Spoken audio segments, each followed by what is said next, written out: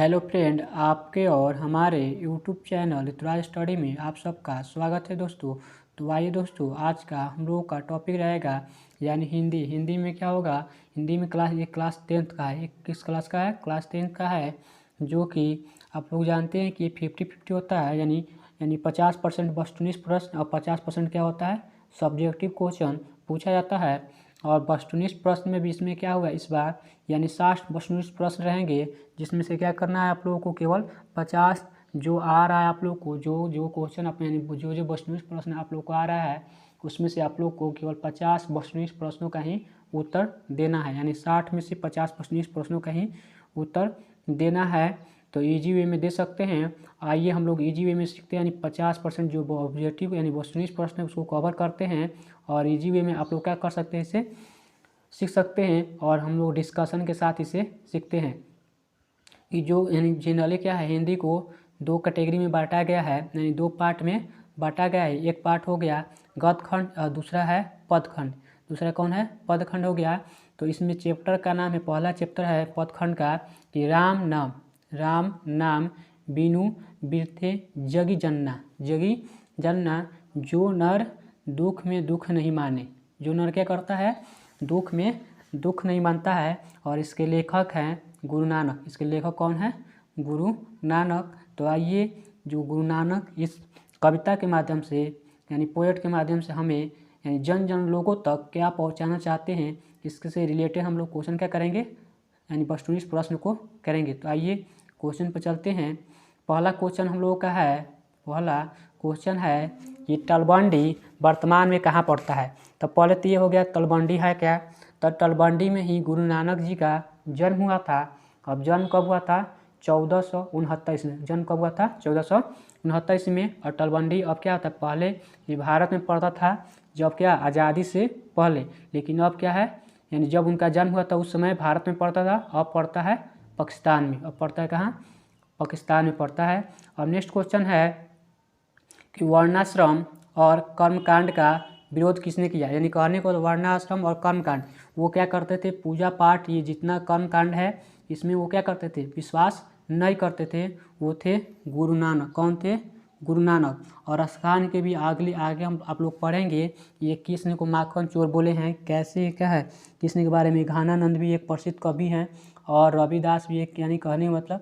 तो इसका आंसर सही क्या हो जाएगा? इसका सही आंसर होगा गुरु नानक। गुरु नानक ने वर्णाश्रम और कर्मकांड का विरोध किया, यानी कहा कि आप लोग कर्मकांड पर विश्वास मत कीजिए, आप दिल से सच्ची भक्ति से राम की पूजा कीजिए। यही क्या है, सबसे सच्ची भक्ति है। नेक्स्ट क्वेश्चन चलते हैं। नेक्स्ट क्वेश्चन है कि गुरु नानक ने किस भाषा में कविताएं लिखी। यानी उन्होंने जो कविताएं लिखी वो किस भाषा में लिखी। तो वो भाषाएं हैं पंजाबी, हिंदी, उर्दू। उन्होंने क्या किया कि कुछ कविताएं यानी पंजाबी में और कुछ हिंदी में, यानी दोनों का जब सम्मिश्रण करेंगे तो इसका सही आंसर क्या हो जाएगा? इसका सही आंसर हो जाएगा डी। इसका सही आंसर क्या हो जाएगा? डी, यानी पंजाबी में भी और हिंदी दोनों में। अब नेक्स्ट क्वेश्चन है कि सिख धर्म के 5वें गुरु कौन है। ये गुरु नानक जो है कौन से गुरु हैं? ये सिख धर्म के प्रथम गुरु हैं। ये क्या कौन से हैं? प्रथम गुरु थे। गुरु अंगद थे, ये दूसरे गुरु हैं। गुरु अर्जुन देव ये क्या है? 5वें नंबर के गुरु हैं। गुरु अंगद देव 5वें नंबर के। और जो गुरु रामदास हो गए ये 4थे नंबर के हो गए। और तीसरे नंबर पर आते हैं गुरु अमरदास। और 6ठे नंबर पर आते हैं हरविंद खुराना, यानी क्या हो जाएगा? हरविंद खुराना हो गए। और उसके बाद होता है 9वें नंबर पर आते हैं तेग बहादुर। और 10वें नंबर पर आते हैं गुरु गोविंद सिंह। यानी इस तरह से क्या है, यानी सिख के जो गुरु हैं उनके श्रृंखला है, उनके क्या है? श्रृंखला है। यानी गुरु नानक क्या होते हैं? यानी इसका आंसर सही हो जाएगा, इसका सही आंसर हो जाएगा, इसका सही आंसर होगा गुरु अर्जुन देव। यानी पूछ रहा है कि 5वें गुरु। तो गुरु नानक प्रथम हो गए, गुरु अंगद द्वितीय हो गए, और गुरु अर्जुन कितने 5वें हो गए, और गुरु रामदास क्या हो गए? 4थे हो गए। तो आइए नेक्स्ट क्वेश्चन पर चलते हैं। नेक्स्ट क्वेश्चन है कि राम नाम के कीर्तन पर किसने जोर दिया। यानी राम नाम के जो कीर्तन है उस पर किसने जोर दिया। यानी गांधी जी ने, गुरु अंगद देव ने, और गुरु नानक ने, गुरु रामदास ने। तो इसका सही आंसर हो जाएगा गुरु नानक ने। देखें कि इसमें यानी जो चैप्टर है उसका नाम भी राम के नाम पर ही है। तो ये जो यानी कहने मतलब कि गुरु नानक ने राम कीर्तन पर क्या किया, जोर दिया। और नेक्स्ट क्वेश्चन चलते हैं। नेक्स्ट क्वेश्चन है कि नारियों के उचित स्थान के लिए यानी नारी को अच्छा सम्मान मिले, अच्छा जो यानी पद मिले, उस पर किसने आवाज़ बुलंद किया, यानी गांधी जी ने, महात्मा गांधी ने, अमरदास ने, गुरु नानक ने और गुरु अर्जुन देव। तो इसका आंसर सही आंसर हो जाएगा सी यानी गुरु नानक। अब कर रहे हैं नेक्स्ट क्वेश्चन कि किसके बिना क्या हो रहा है, प्राणी को मुक्ति नहीं मिलती। किसके बिना प्राणी को मुक्ति नहीं मिलती, यानी कर्मकांड के बिना, मूर्ति पूजन के बिना, चारों धाम यानी 4 धाम सुने होंगे, यानी 4 धाम की यात्रा के बिना, या गुरु ज्ञान के बिना। तो इसका सही आंसर हो जाएगा यानी गुरु ज्ञान के बिना क्या होता है, कहीं भी आपको यानी मुक्ति नहीं मिलती है। यानी किसी भी प्राणी को क्या होता है, गुरु के ज्ञान के बिना मुक्ति नहीं मिल सकती। ये कहना है गुरु नानक जी का। तो आइए नेक्स्ट क्वेश्चन पर चलते हैं। नेक्स्ट क्वेश्चन कह रहा है कि इसके बिना इस संसार में जन्म लेना क्या है, इसके बिना इस संसार में जन्म लेना बेकार है। इसके बिना भाई, तो इसके यानी राम के बिना, यानी गुरु नाम के बिना, या माँ के नाम के बिना, या पिता के नाम के बिना। वो कहते थे गुरु नानक जी, अगर आप इस यानी संसार में जन्म ले रहे हैं तो राम का नाम यानी लिए बिना क्या है, बेकार है। अपना बिना राम नाम लिए हैं तो क्या है, बेकार है। तो यानी राम नाम के बिना क्या है, इस संसार में जन्म लेना क्या है, बेकार है। ये कौन कहते थे, गुरु नानक जी। अगला क्वेश्चन है कि जपुनी असदी बार सोहिला किसकी कृति है, यानी किसकी कृति है। जपुनी हो गया, असदी हो गया, असदी बार, सोहिला, ये तीनों पूछा जाएगा। कोई भी यानी इससे ऐसे भी प्रश्न पूछा जा सकता है कि जपुनी किसकी कृति है, या अलग क्वेश्चन में और पूछा जा सकता है कि असदी बार किसकी कृति है, या एक और क्वेश्चन बनाकर पूछा जा सकता है कि सोहिला किसकी कृति, यानी इससे हम लोग और 3-4 क्वेश्चन बना सकते हैं। तो इसका सही आंसर हो जाएगा गुरु नानक। यानी ये सबके रचनाकार कौन है, रचनाकार हैं यानी गुरु नानक। नेक्स्ट क्वेश्चन पर चलते हैं। नेक्स्ट क्वेश्चन है कि क्या कहते हुए गुरु नानक ने अपना प्राण त्याग दिया, यानी प्राण त्यागते वक्त वो क्या वाक्य यानी शब्द बोले थे। राम राम, वाहे गुरु, जय श्री राम, यानी राम राम बोले थे, या वाहे गुरु बोले थे, या जय श्री राम बोले थे, या हरिओम बोले थे। तो वो अपने प्राण त्यागते समय एक ही शब्द यानी ये शब्द बोले, वाहे गुरु शब्द बोलते हुए अपने प्राण को त्याग दिए। अब अगला क्वेश्चन है कि गुरु नानक की रचनाओं का संग्रह किसने किया, गुरु नानक के रचनाओं के संग्रह किसने किया। तो इसका आंसर हो जाएगा यानी क्या होगा, गुरु अर्जुन देव, गुरु गोविंद सिंह, या क्या हो जाएगा कालूमंद, या हरदयाल सिंह। क्या हो जाएगा, हरदयाल सिंह। तो इसका आंसर जो हो जाएगा गुरु अर्जुन देव। और गुरु अर्जुन देव क्यों कौन है, यानी ये कौन थे, 5वें नंबर के गुरु थे। ये कौन थे, सिख के 5वें नंबर के गुरु थे। सिख धर्म यानी सिख जो धर्म है उसके 5वें नंबर के गुरुदेव हैं। ये कौन है, जो और गुरु अर्जुन देव, ये 10वें नंबर के गुरु हैं। 10वें नंबर एवं अंतिम बोल सकते हैं, 10वें और अंतिम गुरु यानी सिख धर्म के गुरु कौन थे, तो गुरु गोविंद सिंह देव। गुरु गोविंद सिंह के बारे में जानते ही होंगे, ये बिहार के पटना के यानी पटना में इनका जन्म हुआ था। तो आइए नेक्स्ट क्वेश्चन पर चलते हैं। नेक्स्ट क्वेश्चन क्या कह रहा है कि गुरु नानक की रचनाओं के संग्रह का क्या नाम है। उन्होंने जो रचनाओं का संग्रह तैयार किया उसे क्या बुलाता है, वाहे गुरु बोला जाता है, वाहे गुरु बोला जाता है, या गुरु ग्रंथ साहिब बोला जाता है, यानी वाहे गुरु या गुरु ग्रंथ साहिब बोला जाता है, या नाना काना साहब बोला जाता है, या फतह साहब। तो उसे क्या बोला जाता है, गुरु ग्रंथ साहिब बुलाता है। उसे क्या बुलाता है, गुरु ग्रंथ साहिब बुलाया जाता है। ये नाना काना क्या है, ये स्थान है जो पाकिस्तान में पड़ता है। यहाँ उनका क्या हुआ था, जन्म हुआ था। यहाँ नाना काना साहब जो है यहाँ उनका जन्म हुआ था। लेकिन जो उनका संग्रह है, गुरु नानक की रचनाओं की जो संग्रह है उसे गुरु ग्रंथ साहिब के नाम से जाना जाता है। तो नेक्स्ट क्वेश्चन पर चलते हैं। नेक्स्ट क्वेश्चन है हम लोगों का कि आसदी बार किसकी रचना है? आसदी बार इससे पहले पढ़े हम लोगों ने कि आसदी बार किसकी रचना है, तो पढ़े थे हम लोगों ने कि गुरु नानक। आपसे पहले हम बोले भी कि इससे क्या होता है कि 3-4 क्वेश्चन और रिपीट हो सकता है। जैसे कि 3 रचना थी, उसमें से एक रचना पूछ दिया कि आसदी बार किसकी रचना है, तो क्या हो जाएगा? गुरु नानक। अब इसमें पूछा जाए गुरु गोविंद सिंह कौन है, तो गुरु गोविंद सिंह क्या है? 10वें नंबर के सिख गुरु हैं। 10वें एवं अंतिम हो गए। तेग बहादुर बोले थे, ये कौन से नंबर के हैं? 9वें नंबर के हो गए। और गुरु अर्जुन देव ये बताए थे आपको, ये हो गए 5वें नंबर के, और ये हो गए पहले नंबर के। यानी इसमें क्या है, जो चारों ऑप्शन दिया गया है, चारों क्या है? सिख धर्म के गुरु से रिलेटेड ही है। लेकिन आसदी बार किसकी रचना है, तो ये है गुरु नानक की। नेक्स्ट क्वेश्चन पर चलते हैं।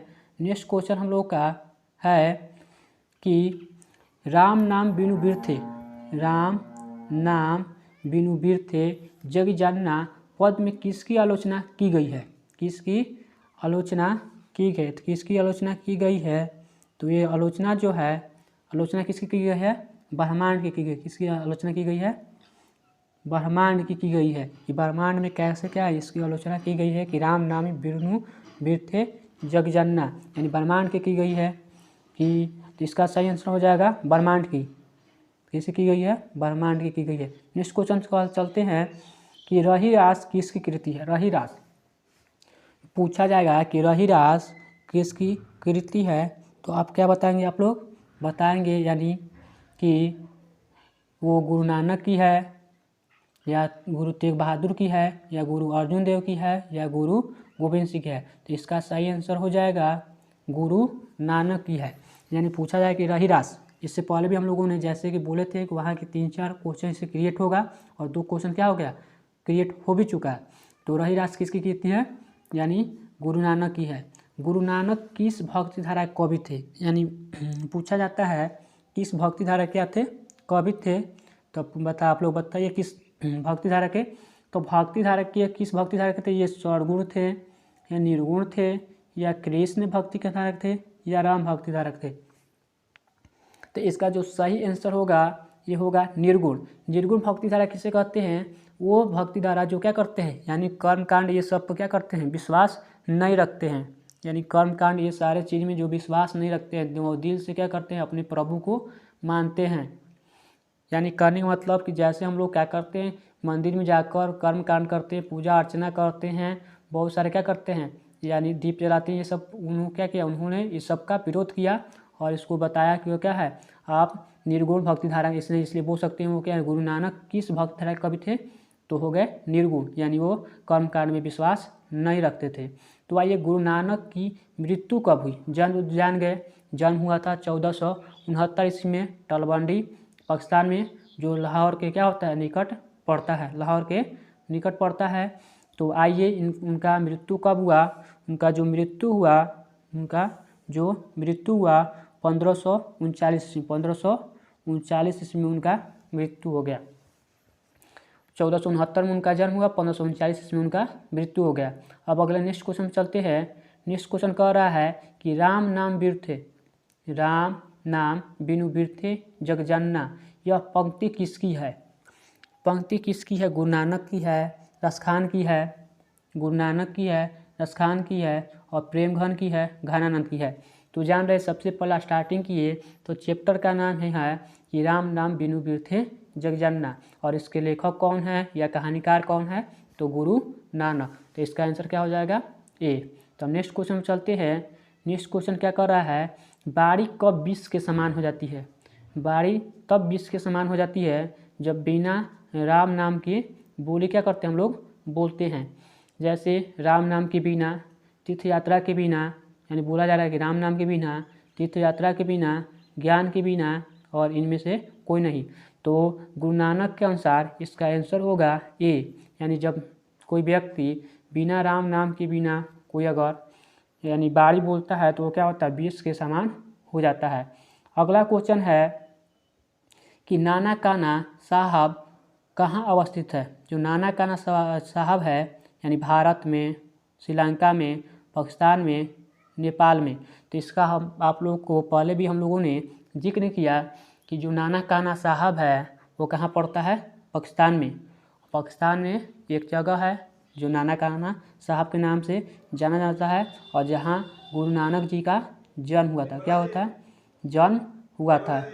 क्या हुआ था? जन्म हुआ था। ठीक है, तो आइए गुरु नानक जी ने क्या कहकर अपना प्राण त्यागे थे।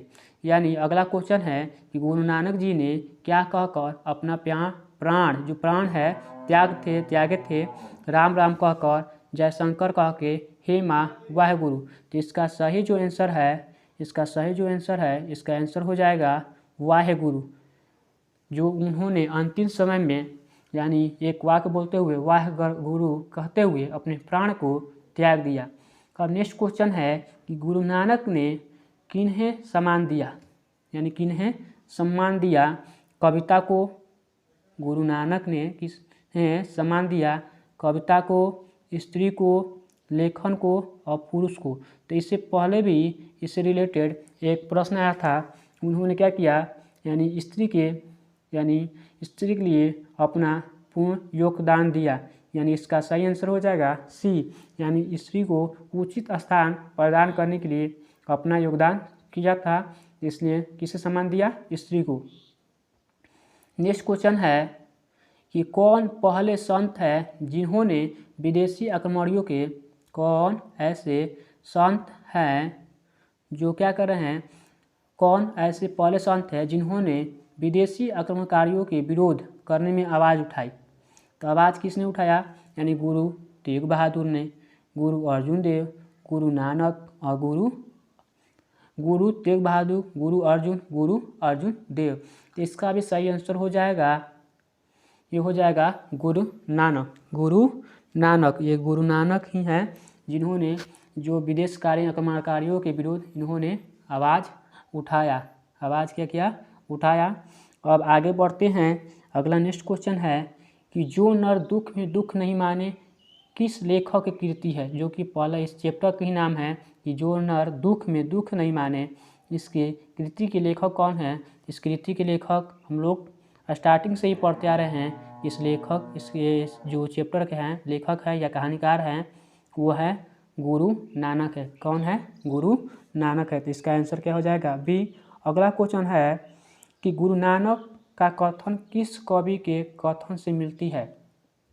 जैसे मान लेते हैं कोई भी कथन है जो एक दूसरे से मिलता है, यानी कबीरदास के, कालिदास के, या बोल सकते हैं रविदास के या सूरदास के, रविदास या सूरदास के। तो उनका जो कथन है, ये कबीरदास भी ये निर्गुण भक्ति धारा के कवि थे, वो भी निर्गुण भक्ति धारा के, यानी गुरु नानक भी निर्गुण भक्ति धारा के थे, कबीरदास भी निर्गुण भक्ति धारा के। ये भी कर्मकांड पर विश्वास नहीं रखते थे, यानी केवल प्रभु की भक्ति में ही अपनी यानी पूर्ण विश्वास रखते थे। तो इनका सही जो है आंसर है ये हो जाएगा कबीरदास। यानी गुरु नानक का कथन किस कवि के यानी कथन से मिलती है? जो कबीरदास कवि थे उनके साथ इनकी कथन क्या करते थे? मिलती थी, यानी लगभग समान होती थी। गुरु नानक का जन्म कहाँ हुआ? तो इससे पहले हम लोगों ने जाना कि गुरु नानक का जन्म 1469 ईस्वी में तलवंडी पाकिस्तान, जो कि आजकल हम लोग नाना काना साहब के नाम से उस जगह को जानते हैं, जो कि पाकिस्तान में पड़ता है, जो कि लाहौर के नज़दीक है। तो इसका आंसर क्या हो जाएगा? 1469 ईस्वी में, यानी 1469 ईस्वी में उनका क्या हुआ? जन्म हुआ, जो कि जगह का नाम है तलवंडी, जो कि आज हम लोग किस नाम से जानते हैं? नाना काना साहब के नाम से, जो कि लाहौर के नज़दीक है। लाहौर क्या है? नज़दीक है। अगला क्वेश्चन कह रहा है कि गुरु नानक का जन्म कहाँ हुआ था। जो कि क्वेश्चन हम लोगों ने अयोध्या कहाँ हुआ था, यानी पूछा जा रहा है का जन्म कहाँ हुआ था, कि यानी अयोध्या उत्तर प्रदेश में, या दुर्ग मध्य प्रदेश में, अमृतसर पंजाब में, तलवंडी लाहौर में। तो इसका सही आंसर क्या हो जाएगा? तलवंडी लाहौर में, जो कि हम आप लोगों को बताएं कि तलवंडी या नाना काना साहब जो है लाहौर के नज़दीक स्थित है। तो इसका सही आंसर क्या हो गया? यानी तलवंडी लाहौर में। तलवंडी क्या हो गया? लाहौर में इसका सही आंसर हो गया। अब नेक्स्ट क्वेश्चन पर चलते हैं। नेक्स्ट क्वेश्चन क्या है हम लोग का? नेक्स्ट क्वेश्चन है हम लोगों का नेक्स्ट क्वेश्चन है कि गुरु नानक के पिताजी का क्या नाम था। जैसे सबका अपना अपना पिताजी होते हैं, उस प्रकार जो गुरु नानक के पिता हैं उनका क्या नाम है, गुरु तेग बहादुर, गुरु अर्जुन देव, कालू चंद खत्री, लालचंद खत्री। तो इसका सही आंसर हो जाएगा कालू चंद खत्री। यानी जो गुरु तेग बहादुर हैं ये तो जानते ही हैं कि क्या है, सिख धर्म के 9वें गुरु हैं। सिख धर्म के 9वें गुरु हैं। ये कौन से हैं, 5वें गुरु हैं। और लालचंद खत्री ये तो एक व्यक्ति का ये भी नाम है, लेकिन सही नाम क्या हो जाएगा, कालू चंद खत्री उनके गुरु नानक के पिताजी के नाम था। ठीक है। अब अगला क्वेश्चन है कि गुरु नानक के पिताजी का नाम क्या था। गुरु नानक के माताजी का, पिताजी का हो गया, लेकिन अब क्या है, माताजी का नाम क्या था। तो माताजी का आंसर हो जाएगा यानी सुशीला, तृप्ता, तृप्ति।